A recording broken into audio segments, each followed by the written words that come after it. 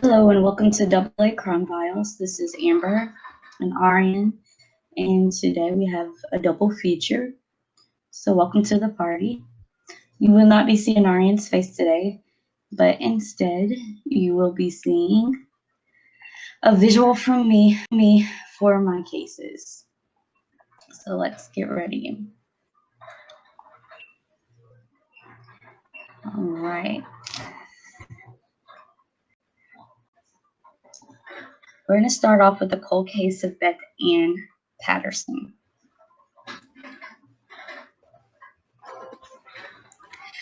Beth was divorced. She lived with her parents. She did have a son and a brother. On the night of her disappearance, the day after her disappearance, she was reported missing by her mother. She went missing on March the 27th, 1978, at the age of 28. And it was reported to be sometime early in the morning between 1:30 and 3 o'clock. So there were searches going on for her, and through various articles, I found that many people reported that there was a possible rape, and she was found by some children. Children were looking for a dog on their farm, and they found her hidden in a bush outside of their barn, and they turned it into the police. An autopsy was done by Dr. Judith LaWoite of the Erie County, New York Medical Examiner's Office, and it showed that Beth was strangled to death. It also showed that she had been hit in the head several times, but there were no fractures found in the head. And anything that was found was secondary to strangulation, so that states that she was already strangled before anything further happened to her body. When she was found looking straight up on her back with her clothes all around her in this woodpile. The captain of the police bureau, Captain Henry Williams, he noted that Beth's pants and her underwear were pulled below the knees, so this stated that there was a possible sexual assault. Then he later did confirm that she was indeed the victim of sexual abuse, but to definitively prove that, he would have to wait for the lab results to come back. He also noted that she was dead within the past 12 hours before she was found. So looking through all the articles, I found one paper that stated that Beth did get out of her car about 1:50 that morning. She was at the Castle Inn parking lot, and the Castle Inn was a restaurant. She left the car door open, and she was gone. No one knows where she went after she was last seen at this restaurant. No one knows who took her car, anything. They just know she was there. She was in the parking lot beside her car, and then she was just gone. So during this investigation, they interviewed over 150 people, and they gave them polygraph tests. And a lot of them were confirmed to be not the suspect, but there was about 6 people that they felt could have been, but they didn't have enough information to make that stick. So they didn't really have anyone to say, yes, this was definitively the killer. The last area that Beth Ann Brown Patterson was found was visible from the road. So we had to question, was the killer aware? Did the killer care? What was going through the killer's mind? And how did they feel that it was going to be okay to leave a body where it was easily found? Did they expect to be caught? What was going on? Was this the first kill, basically? There was a lot of twigs and sticks from the crime scene that were sent for testing, but we have not gotten a word back on what was found at that crime scene. Initially, the parents, William and Beverly, offered a $5,000 reward And later on, someone donated an extra $5,000, which brought it up to $10,000. So we have no clue what happened. That is still a mystery. What happened to her while she was at this restaurant? And that's why we have a double feature, because it's really, really So there's no info on the 6 suspects or the 6 that they thought? No. There's no info on who could have possibly been. There's nobody that's seen. Where the hell do you get these stories? Because literally, like, you can't. This is what happens.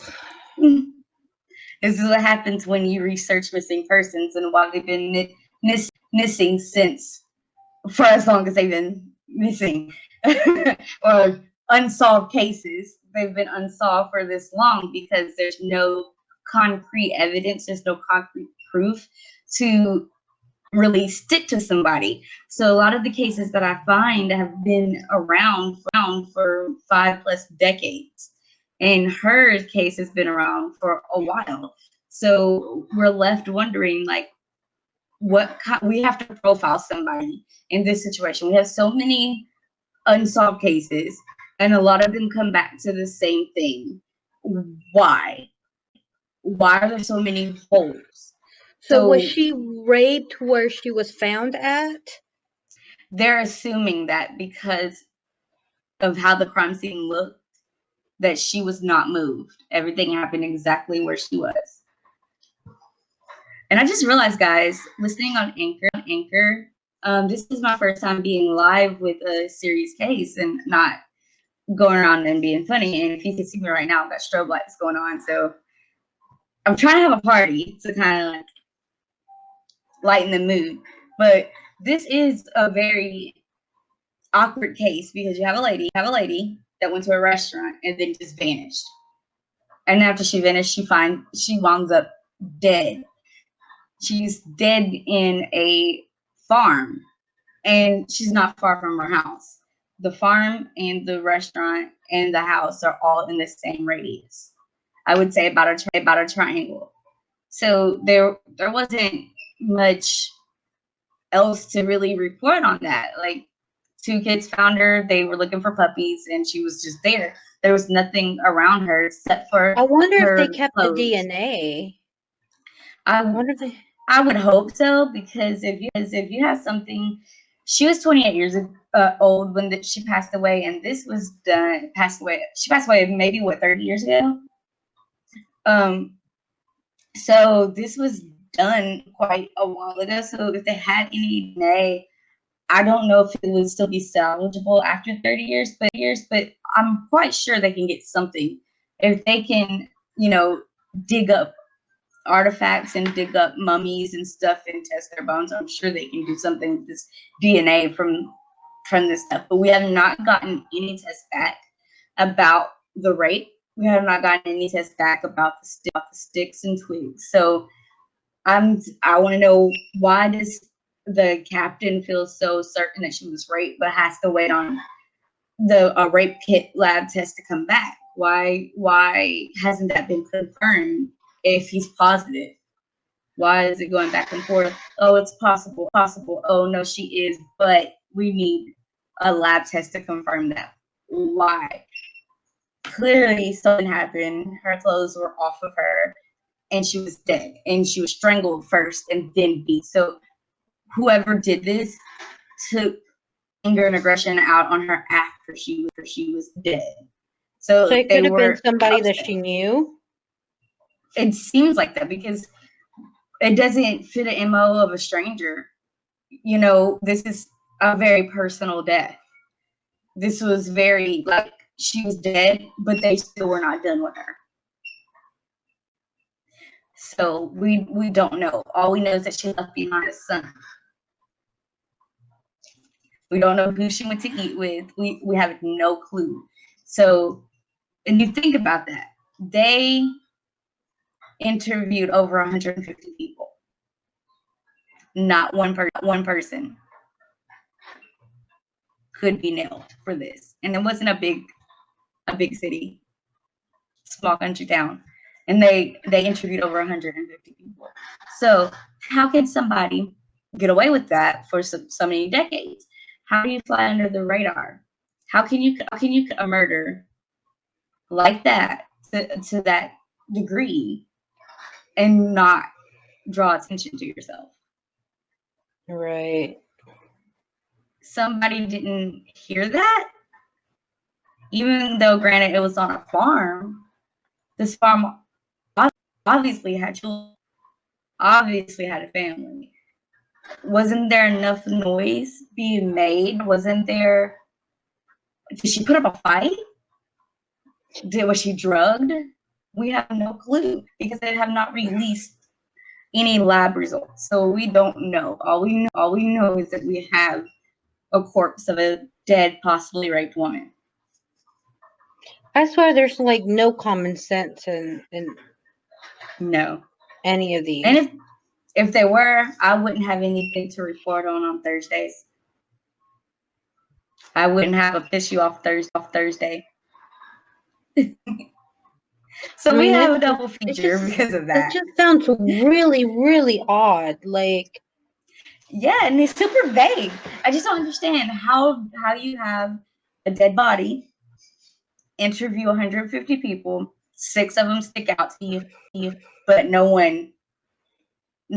one of no those DNA. You didn't did extract any DNA. You didn't match DNA. You didn't. And I'm wondering what happened with this lab test, with this rape kit. Could it have been someone on the force? A small country, city, you know? Yeah, and everybody knows everybody. Yeah. So could it be a cover-up? Was somebody pissed off because she didn't want them the way they wanted her? Or were they pissed off at another reason? Is there a conspiracy with this? Or no? Is it just a random murder? It doesn't feel like a random murder. It doesn't look like a random murder. I'm assuming they didn't interview the family to see if there was any suspicious behavior going around. If they did, I could not find that in any of the news articles that I researched. And I researched a lot. Guys, I stayed up till 4 o'clock this morning. I've been working on this case for 3 days, and all I have is bare minimum information. So you can understand my pain and agony. Like, I just don't understand how this keeps happening to women. Most of these cases that I come across are women. I mean, I'm not in any way, shape, or form saying that guys can't be raped or killed or any of that. I'm not at all saying that. It's just this always happens to women. And it seems to be that their cases are swept under the rug and not dug into as effectively as if it was a man. And I just don't understand. Is it all sexual that most of these unsolved cases are derived from? Is it the sexual tension? What's going on? Right. It just sounds like Brian, you are not news. Brian says hi. I'm new. This is a double feature for those that are on Anchor and can't read. You are not new. You are one of our regular favorites. And yes, this is a double feature. If no, it's all a lie. It's not a double feature. You're just now tuning in. We are having a party because that's all we can really do with this first case is have a party. So to catch people up to speed that are just now listening, we have come across a woman, Beth Ann Brown Patterson, that is divorced, lived with her parents, had a child, and also I had to relive with her. She went out for the night to a restaurant at Castle Inn and vanished. And then the next morning, she was found dead in a pile of sticks, bushes, and stuff outside of a farm, not far from the restaurant and not far from her house. So there were reports that she was last seen in that restaurant parking lot beside her car. And when she went missing, the car door was wide open. We don't know how she went missing. We don't if she was forced out, if someone else drove her car. We don't. We have no clue how she went missing. She was there, and then she was The possibilities are endless. Very much so. Let me see. Let me go back and show you a picture of her and her lovely son, for those that are just now tuning in. So this is her. She passed away in 1978. So mathematician Asian Arianne. She's about like in her 40s. So, well, this is about a 40-year-old case. She was 28 at the time. So this is about a 40-year-old case. So we want to know what happened and how could this go unknown? I don't know if you caught the part, Brian, or whoever's stepped in to listen. She was basically her body, you were able to see it from the side of the road. So she was not hidden well. She was very much wide open, and she was found by two kids that were looking for puppies on their farm. So we have no clue here what's going on. We have no clue why this would have happened. Police interviewed 150 people. 6 people seemed like they could have been the person, but nobody stuck.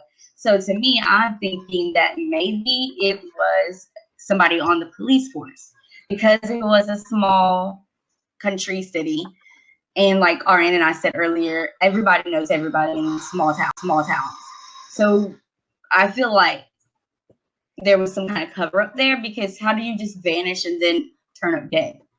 Right. It makes no sense. She's a beautiful young girl. That's what she looks like. She looks very attractive. So it's very, very well possible that she could have turned someone down. But I really feel like this is a police insider, because we still have no results back from any of the testing. Police are conflicted on if it's a rape or not, but then they're like, yeah, it is a rape, but there's nothing to definitively prove that it was a rape. So they're confused on if she was raped or not, even though her pants and underwear were found below her knees. So we have no clue what happened to this beautiful young lady. We just know she vanished and ended up dead. And this is why it's Piss You Off Thursday. Because what the hell happened here? And why? Why did this happen? Things we don't know. So, Arianne, do you have any commentary? Because there's nothing to comment. There's nothing there. What the hell am I supposed to comment on? So, like, she could have had a stalker. It could have been a family member. It could have been anybody. It could have been, for all we know, it could have been multiple people in one. We don't know. How do you interview over 150 people and not get one suspect?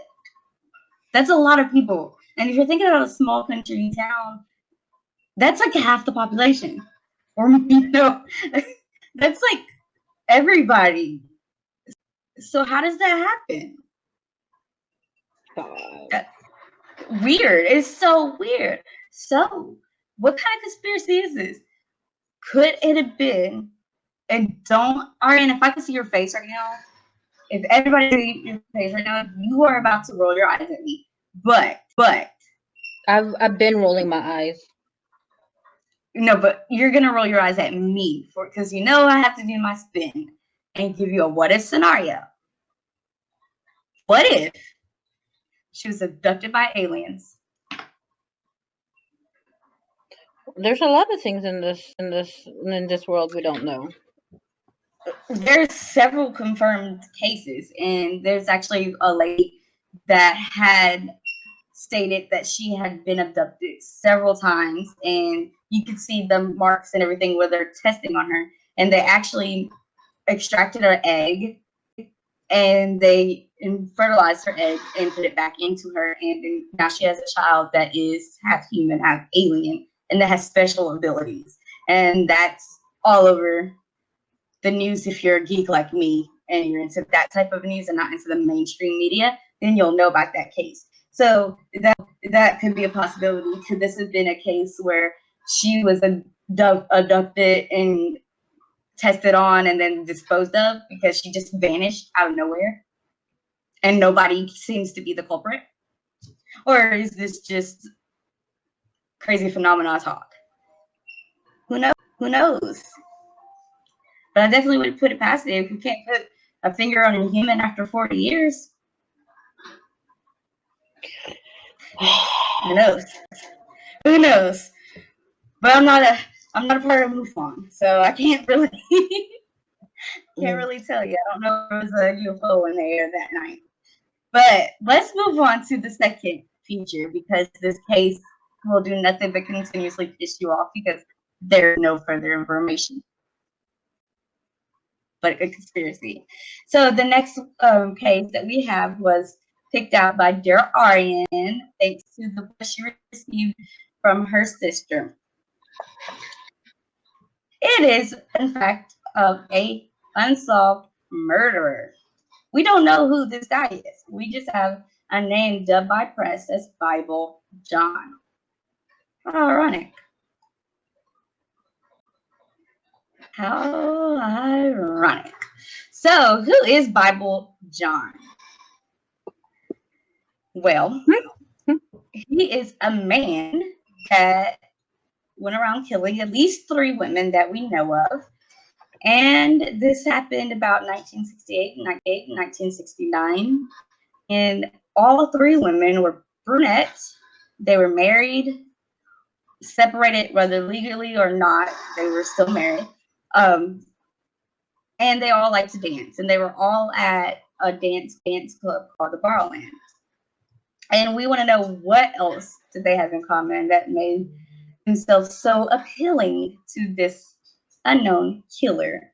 And the only thing that we can pinpoint down for a fact is that he is a white male, or was white male, with dark hair, either dark brown or dark red. So these are the lovely victims. And I say lovely loosely in this case.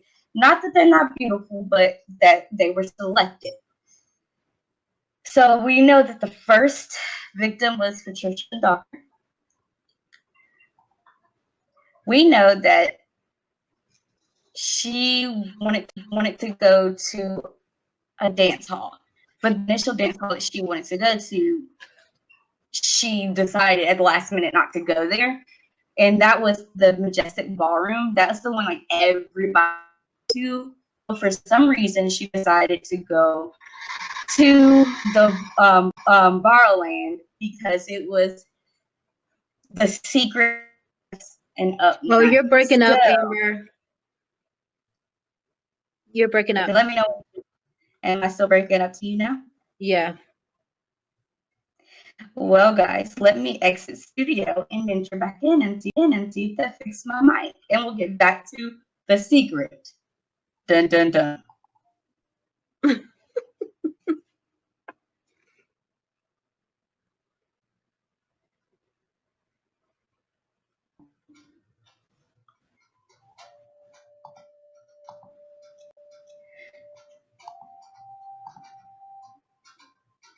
So it looks like my audio was removed. So no way, Anchor. Like, I can hear you now. Your picture's better, but you were all pixelated. But no, it just said my audio was removed. So for the people for Anchor, you just have to catch a live stream that's uploaded to YouTube or on our Facebook to get the audio that's missed. Because I can still hear you on this end, and I can still download the audio from this end. No, I'm saying it's gonna get from here on out. Because I left. Anyway, so we're gonna get on to it. What is the secret 25s and up night? Well, Ladies and gentlemen, this is the night that occurs every Thursday where men and women, married or not, can mingle and do whatever they please, and no one can say a word. This is their Vegas. What happens there stays there. So what happened was she met someone she was dancing with and she was having fun, and then she ends up going missing. She was found the next morning between 7 and 8 by somebody leaving for work.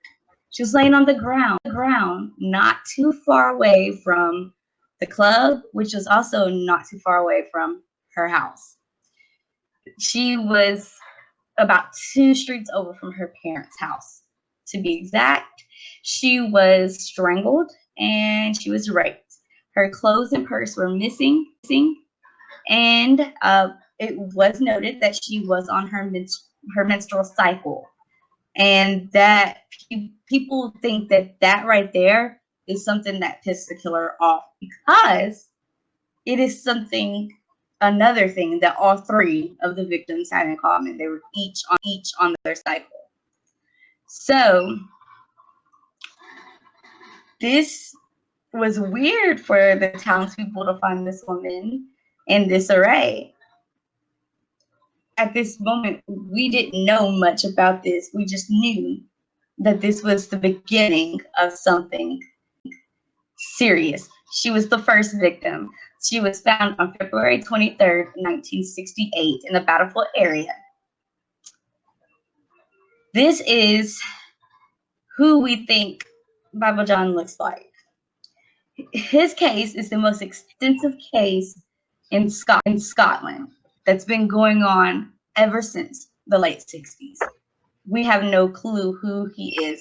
It's almost like not the Peter Bergman, but who was that guy I was telling you about in that case? The guy that, excuse my hamsters on their exercise wheel. The guy that hijacked the airplane and asked for the suitcase full of money and then jumped out with the money never scattered. stated, I don't believe. That's because they don't even know if that guy really exists. If it was a figment of people's imagination and they all put out the thing like what was it, the Mandela effect, or if it was a really for sure person. But this guy is almost like that. We just have like bits and pieces and fragments of things that were put together and composed. And there was like 1 or 2 people that fit the description, but never would definitively prove to be the person. So he's still sought after to this day. They're still trying to figure out who this is. And from the looks of it, of him, this sketch right here, he looks like a handsome man. But these other 2 men that they think might have been him, they don't look like him to me from the sketch. It looks like totally different people. One of them's even famous, a rock star in Scotland. So I don't see how they can confuse that. Did they look anything at all similar? I mean, the nose and the mouth area. Well, his mouth, he's got like a thicker lip right there and thin up there, and his is pretty consistent, just a little bit more girth right there. His are more thin. The nose possibly, but his is more curved. If you can see right there, there's a little bit more curvature. Kind of looks like a beak, kind of like Danny DeVito when he was playing Penguin. His nose, getting from the front, you can't really tell, but it more so resembles this nose than this guy here. Guys on Anchor, again, you're gonna have to look on our video that we upload to YouTube, or that's on our Facebook, so you can see what we're looking at this moment. So let's go 4. So we did know that he had a different MO than most of the killers that were going around Scotland. All of his deaths, they felt like he was judging the person, and he always quoted a scripture, which is why he was dubbed Bible John. All of his crimes, they were like, they're a different order. Like, they were chaotic, but they weren't as unstructured as most serial killers. If that makes sense to you, if I'm wording that in a way that you understand. Yes, no, maybe. Do what? Repeat that. Am I wording that in a way? I'm like, his murders, they were quite extravagant, but they weren't as chaotic as a typical serial killer or as a typical murder. Like, they were organized. Yes, they had more order to it. He seemed very arrogant in his way of killing. So he had more power, more stature. He was more a confident killer. Like, you deserve this. This is what's going to happen. He didn't give off a feeling of like adrenaline, like a drug rush. It was more like, he's the judge. He sentenced you to your crime, and you're gonna fulfill that. So since he had a different type of way of killing and a way of presenting his authority, he was a true mystery, because how can you profile somebody that doesn't fit any profile that you've ever gathered of a killer? So we'll go on to his second kill. August 16, 1969. Same kind of situation. Jemima, who was named Mima affectionately by her people that loved her, she went to the Barland as well, and she was married. She had a child. I want to say she had two boys as well. I'm trying to skim over what I researched to kind of remind myself, but I don't want to take all my time reading word for word. But she was reported leaving with a man that was described to fit the description of the sketch that we have for Bible John. But we really didn't know much more, other than the man was tall, slim, light hair, and he was wearing a blue suit. Someone else said that he had dark hair, but what stuck in the paper was, I guess, maybe the red in his hair. She also had been raped, beaten, and strangled. She was 31. And she was found by children. And she was in a dilapidated block. And she was only a few streets over from the nightclub. So, same old thing there. All right. Here, we go into his third victim, which is Helen Paddock. She was 29. So all these girls were roughly the same age. They were all brunette, and they were all in relationships. So he definitely felt like these were sinners. They shouldn't have been doing what they were doing. She was out with her sister at the time. And as soon as they got to this tavern, they split up. And her sister, Jeannie, is it Jeannie? It's like Janine, but I think they called her Jeannie for short.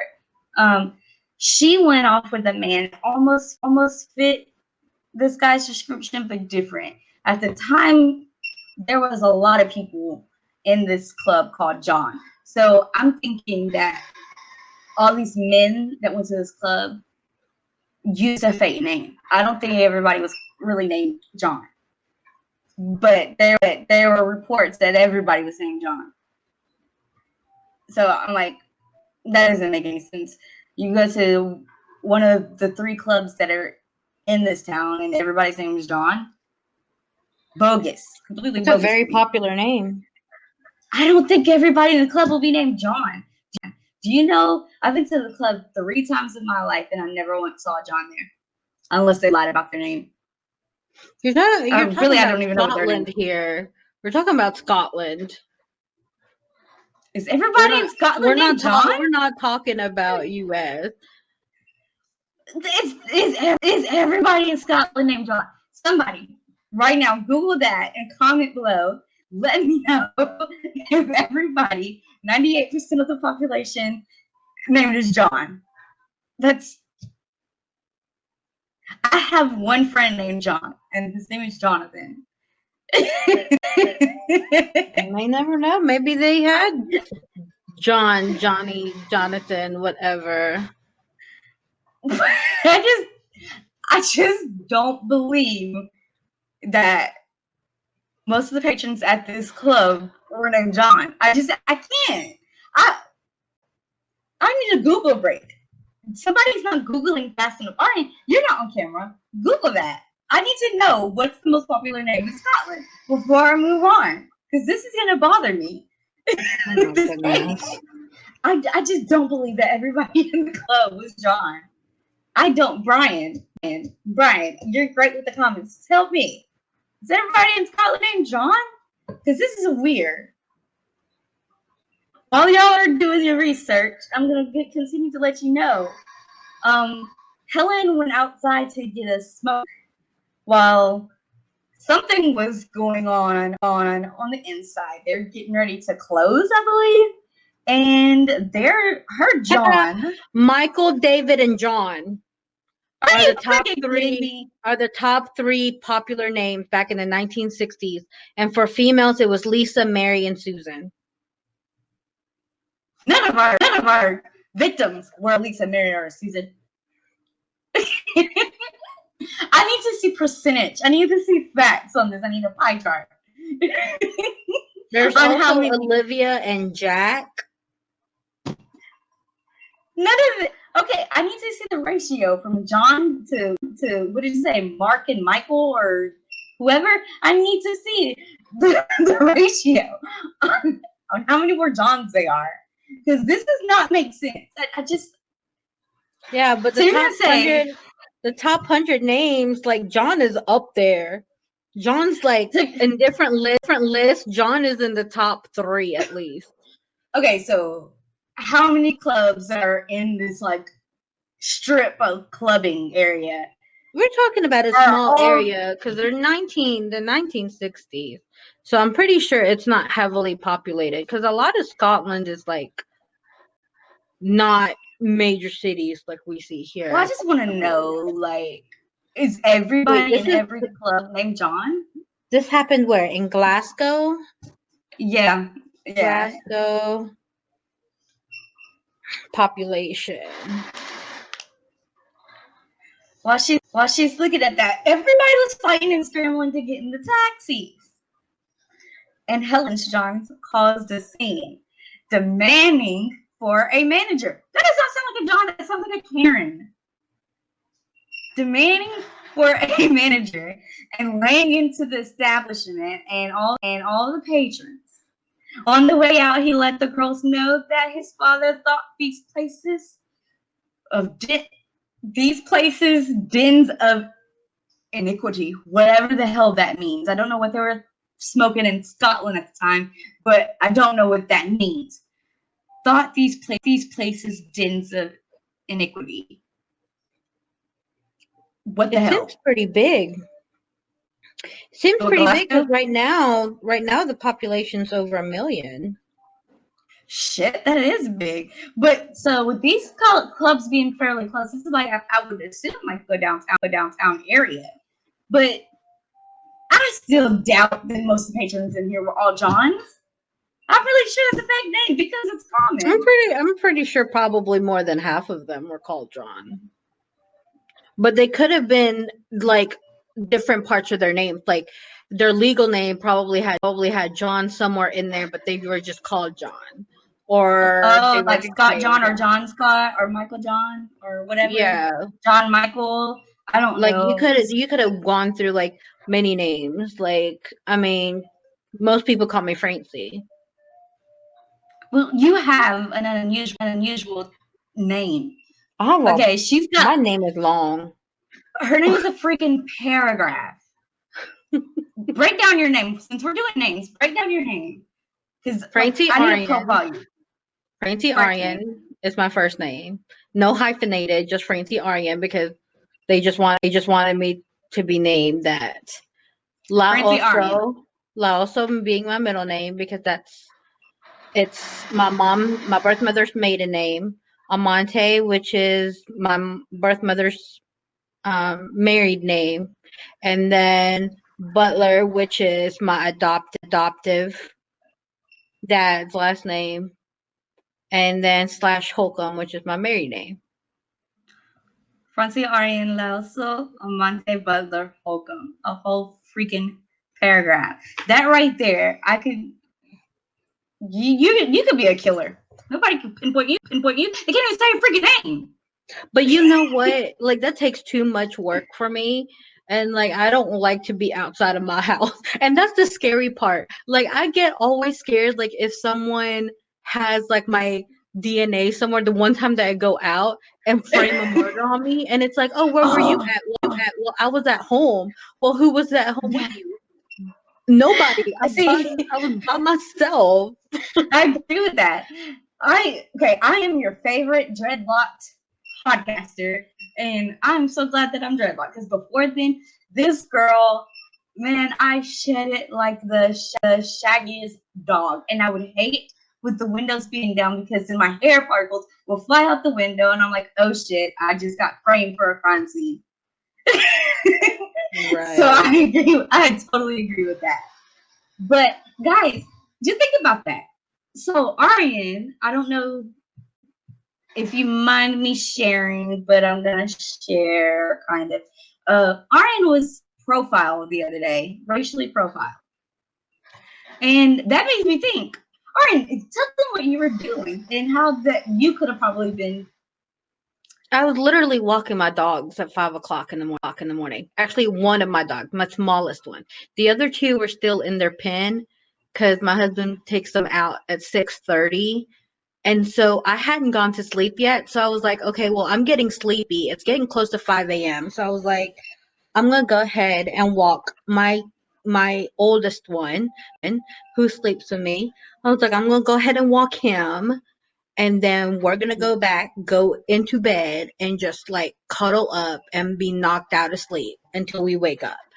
And then next thing you know, like I'm literally like I don't have him since it was 5 o'clock in the morning. I didn't think to put him on a leash because I was like nobody's out here. So of course I still pick up his poop. So on my way to the trash can, which was across from my building, like I get called over by the police officer and they supposedly said they got a call of suspicious activity where I was at. Nobody was around, nobody was getting in their cars, nobody was like there was hardly any lights on in people's apartments. It was literally my lights and all I had was my cell phone on me to get the flashlight so I could pick up the poop. And then they were asking for my ID and show proof that I lived here. And I'm like, dude, I'm in pajamas.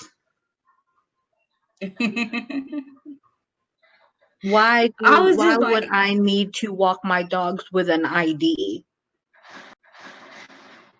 I was like, she literally had poop in her hand.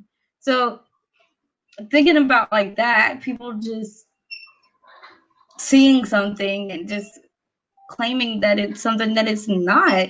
She's walking a dog with poop in her hand and she got labeled as suspicious. Now, is it because she's a short Filipino and looks like a Danny DeVito potato? I don't know. You know what? Shut your whole entire face. This is what happens when you don't show your face. Anybody that's seeing us for the first time right now does not know what you look like. And right now they're picturing Danny DeVito as a potato. Thank you. That's Arianne. Go ahead. I got my Instagram up. Y'all can look at my pretty pictures on Instagram and on Facebook. They're pretty, but IRL, Danny DeVito potato. I'm telling you, I only put on makeup for like the camera. Like other than that, And so since she didn't put on makeup, she's not on the camera. You know, let's go on with this case. I don't have my bangs are pushed back. I look straight up like I have a mullet right now. Okay, we're not sure going to people wouldn't care. I'm pretty sure people are not clicking on this to see what you look like. I care, and that's all that matters is that I care. I'm glad you care because some people don't like me. I could give a shit what I look like, and that's could be bad because I probably look like shit right now, but I don't care. So anyway, after Helen John made all this big commotion and said this phrase that makes literally no sense to me, that his father thought these places dens of inequity or whatever, iniquity, whatever. I feel like it's not correct grammar for me. I feel like there's something missing. Yeah, I don't know. I don't know what that is. I don't. Okay, we're just gonna move on to the next because I have no clue. So they thought that it was fitting to give this killer the Christian name of John. And I just thought, how the hell does that make sense? I mean, you know what? Their prime suspect, his name is actually not John. Exactly. It's nowhere near John. That's the rock star, I believe. I forgot what his name was. But I believe that's the rock star that they really, really thought was the killer. And I'm sitting here like, this is freaking ironic. This man is going around killing these women because he feels like they're sinners and he feels like he has authority to tell them what they're sinning about. And because he does not like what they're doing with their life, he's going to take their life. Then everybody thinks that he was pissed off because when he was doing his crime, he found out that each woman were on their cycle. And everybody thought that, he wanted to get something from them. But I'm not seeing it that way. I'm not seeing it that way at all because the way that he was talking doesn't seem like he was after sex. It seemed like he was very much so pissed off that these women were like being over sexualizing themselves and they were married. But I don't think he understood that these women, even though yes, technically they're married, that they were separated.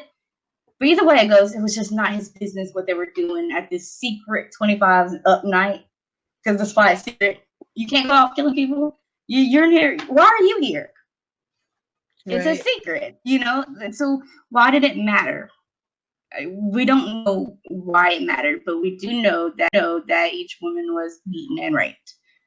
Or I really don't know. This one was weird to me. I was like researching. I'm like, why? So we found out that he, after doing a interview with a taxi guy, that he got that this John got mad at him because he took the wrong turn, and he felt like that John was trying to get in an altercation with Helen because there was a lot of frustration going on. He had already caused the scene. There was a lot of tensions going up. So now he's in macho mode and he's being his authoritative person. And that's the last person that really saw them was his cab driver. But what I don't understand is how can this cab driver not ID him? Cab driver wasn't drinking. Helen was drinking. Helen was smoking. They were doing that. But this cab driver, how could he not describe who this was? So they thought this guy was the notorious Scottish rapist and serial killer Peter Tobin. But that didn't seem to really fit because it seemed like his killing started much after that, and they didn't feel like he would start and then stop and then go back. But I say why not? That is totally not uncommon. It's really not. Actually, that's like the prime. Serial killers have a long cooling off period. the one that you were talking about the other day, that was like the weirdest. It was like so quick together that I was like, that seems like doesn't fit the. That guy did It's not fit the less MO. than a month. Period. It was less than a month Yeah, for the murders. he totally did not fit the MO, and that's why it's like we have to profile him differently because the way he was doing it was different. So I don't understand why they think that it couldn't have been this guy because of the co-op period. It totally can be. You And the know, thing he is could have that the so-called cool-off period happened when he first got married. First got married towards the end of 1969, and that's when he also moved. And that's when exactly. the murder stopped. So you think about those when if you read into the case, and gosh, you would have to actually do more. I had to condense it because there was actually so much, and this is what pissed me off about this case. There was so much information on this case, more than any of the other cases I've ever researched. There was so much information, but nobody knows who the hell this guy is. Oh my, what the? How do you have this much? Oh, You and can here's the bad literally do part. this work. They won't take Tobin's DNA. He's still alive, but they still got the DNA from the 3 murders in this case. See what I'm saying? Like this is what you call complete and utter bullshit. Now, how can this happen? How do we go from a case, So the first case, to this? How does it happen? So here's the thing too. They found a DNA in a little crime scene that happened back in let me find it, 2004. Mm-hmm. Tobin was arrested in 2006. So there was a minor like crime that happened in 2004. There's not really anything that's stated other than it was just a minor crime scene that Like matched the 3 murders here. So what? Why would they think that it couldn't have been what it was? Because usually killers they take time off for, like you said, marriages or maybe childbirth, and they're getting wiped up into the moment, and then that the honeymoon stage of that goes away, and then they go back into they need something, so they go back into killing. So I don't understand why they felt like that. It didn't make sense that Toby definitely could have done it. I think he was the one that right here. I won't want to say that was this is Tobin. They That they also were said, guys, that Tobin frequented free. You're right, Basically, frequented. did went to the club a lot. That these ladies Yeah. were But then taken. again, 98% of the club was named John. So Well, I mean, everybody was there. you may never know. And he was Roman Catholic. He was known to be high, very religious into his Roman Catholic, and he So actually why was worked he in there? the church. So okay, why was he there? It could Make that make make sense. sense. Here's the thing: it could make sense that he was trying to so-called fix these women. That is the thing that a lot of serial killers have in their head. They do think that they're saviors, and they do blame a lot of their murders on religion. But this just does not make sense. Like the way he was acting, maybe he has a split personality. So I don't know because he like on one hand he's very arrogant, very controlling, very. Well, I mean, all of Tobin's wives also stated that he was very controlling in their marriage and often raped and beat them as well. See, and that's why I'm like I don't think we can really say that it's not him. But He's why? very What high made on the them? list. Yeah, I mean, and I just what? Why would they not? Okay, And what he's could be still done? alive, by the way, guys.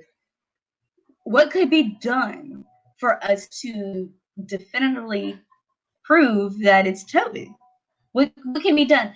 Like we have all this information, mountains and mountains and mountains of information. We have a sketch. I mean, out of the 2 people This sketch looks more like the middle guy than this guy to me.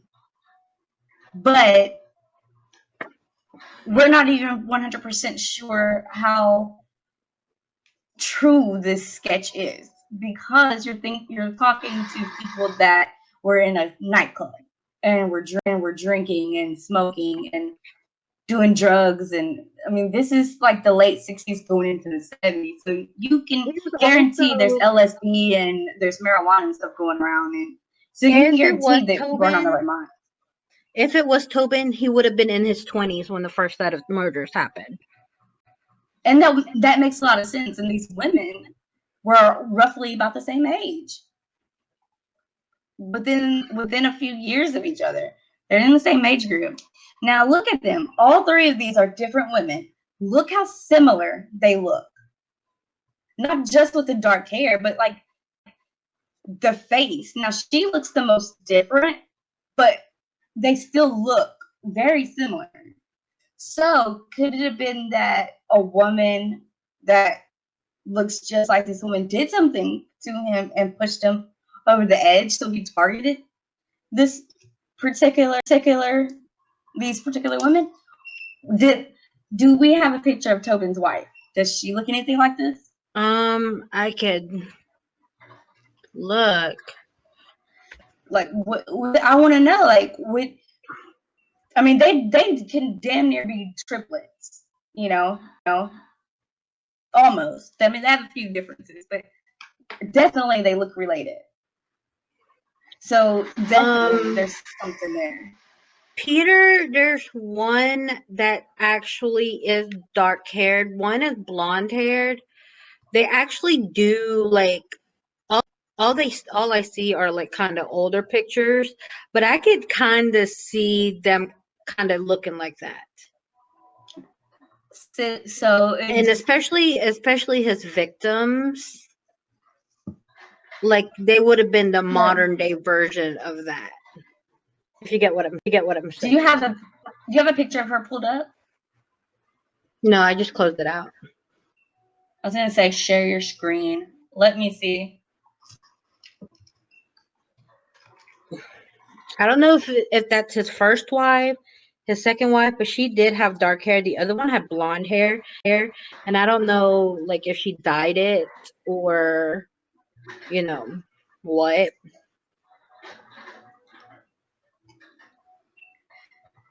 So, but then again, like I don't know. Are you talking about this lady? Yeah. Oh, this ad. The one, this blonde hair. This is the second wife. And who's the dark-haired one? Is that his first wife or third wife? He had 3 wives, if I remember correctly. Actually,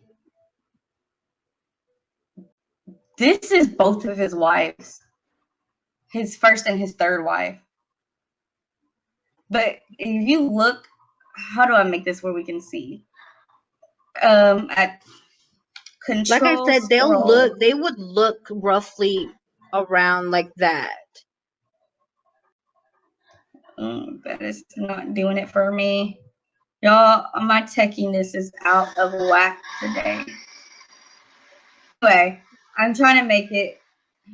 It's not coming. If you can see, she almost, I believe this is the third wife, and that's the first one. She does.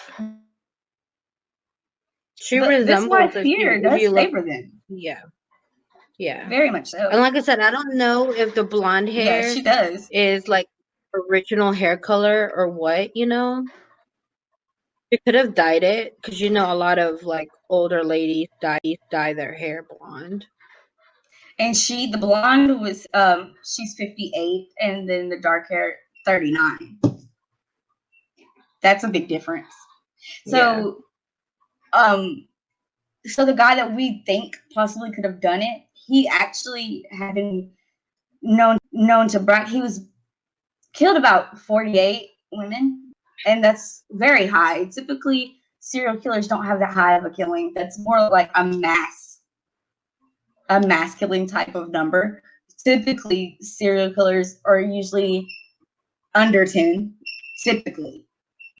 but it's not. It's really not uncommon to have that high of a number. It's just not. There's just not a lot of them. Yeah, it's not very typical, but it's not your typical serial killer, but it's not uncommon, if that makes sense. So we still have no clue, but this is the guy that we really think. I really believe. I feel like it's Peter. There's too many similarities. Like I said, he got married at the end of when the killings really stopped, because once he got married, he moved. Yeah.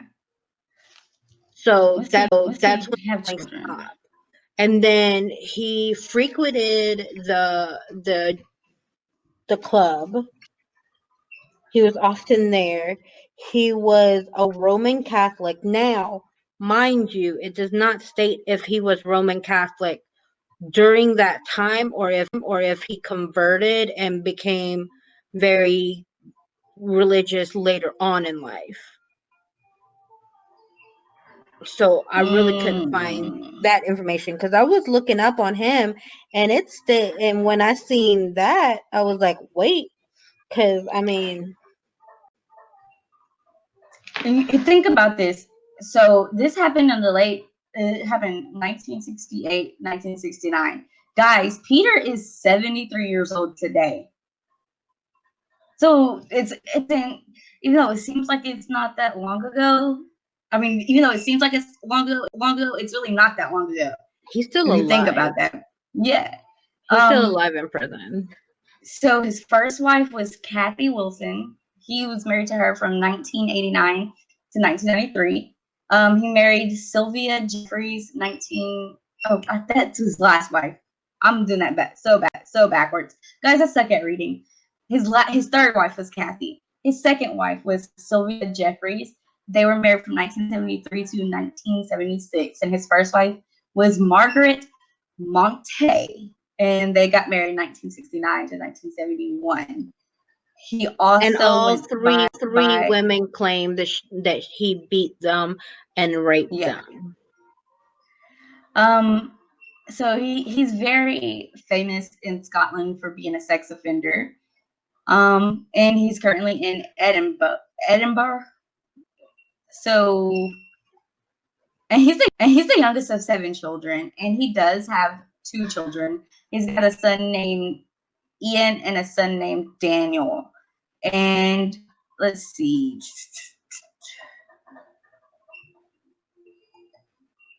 This is Ian. How close does he look to that sketch? No. You don't think? No. Okay. No. And then here's let me see.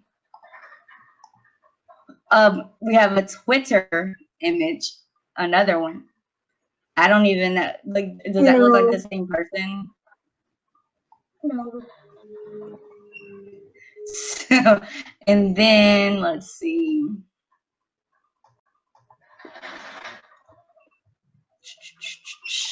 And then we have his other one was Daniel.